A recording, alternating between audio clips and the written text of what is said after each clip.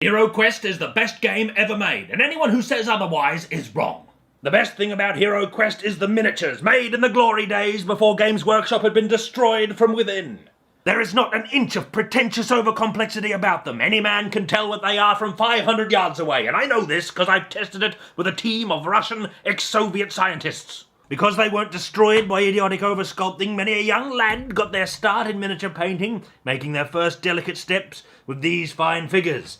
Never mind that one, I ruined that one. Never mind any of that. The best thing about HeroQuest is the gargoyle. It is the finest miniature in the land. Compared to this is rubbish. This is brilliant.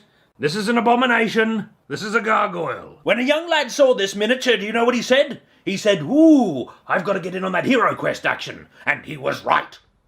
The best thing about HeroQuest is this tiny furniture. It is unequaled in all the realm. Anyone who owns this furniture but doesn't use it every chance they get, even in unrelated games, is a fool. I myself have begun replacing all of my furniture with HeroQuest furniture. Even the doors. Oh no, Mormons!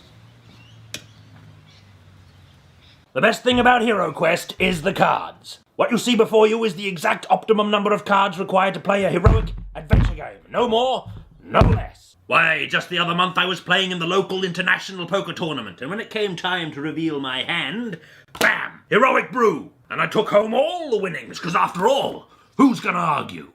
The best thing about HeroQuest is the board. Look at its beautiful, vibrant colours and its perfect square-ish shape. Oh yes, there was never any doubt as to how much space a game of HeroQuest was going to take up, was there? No, sir. But what do modern games give us? Oh, they're obsessed with modular dungeon tiles, and that's terrible.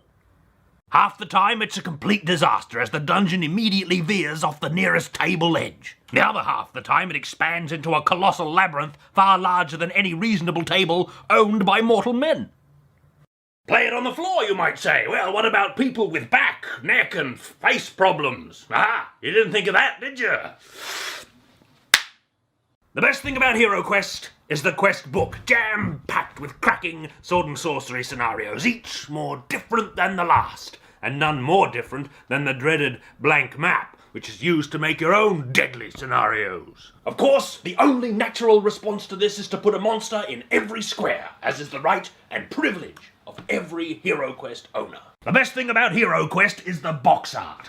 Look at it. Magnificent. Painted by the great fantasy illustrator Les Edwards. And it features grand prominence in this particular art book of the man. And well it should, for it is, without doubt, the best piece of art he ever produced. Now, in the 90s he did argue against that point, but he was quickly shouted down by key luminaries of the era, such as Prince, Bob Hawke, and Reggie Bennett.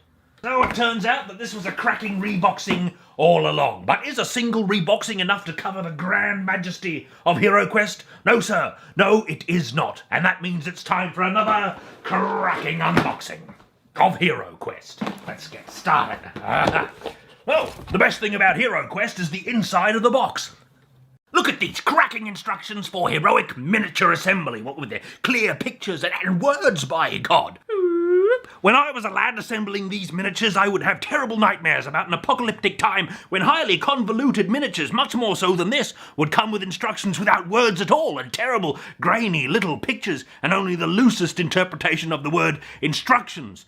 Oh, it's a good thing that never came to pass.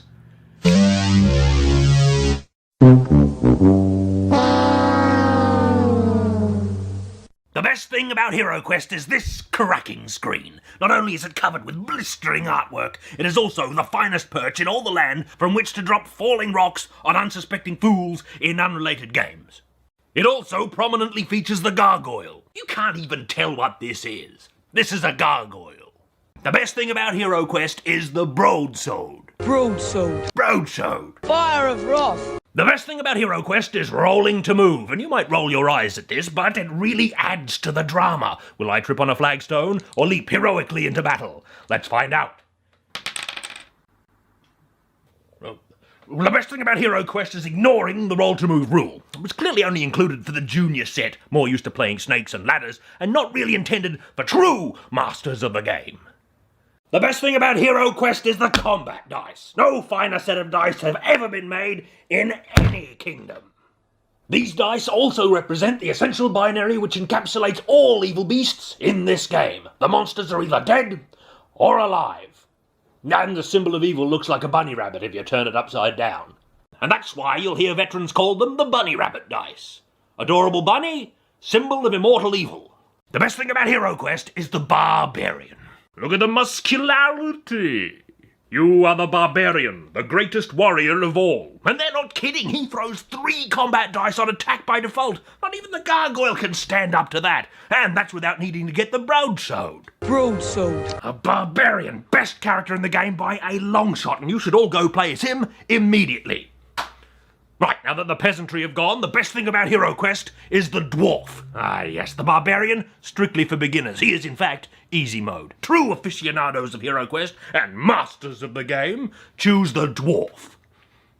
The best thing about HeroQuest is the expansions, which you should immediately discard, because the only true way to expand HeroQuest is with more HeroQuest. It's the only way you can experience such cracking custom scenarios as the dreaded Fortress O' Peril and Gravity Land. And that's why HeroQuest is so great.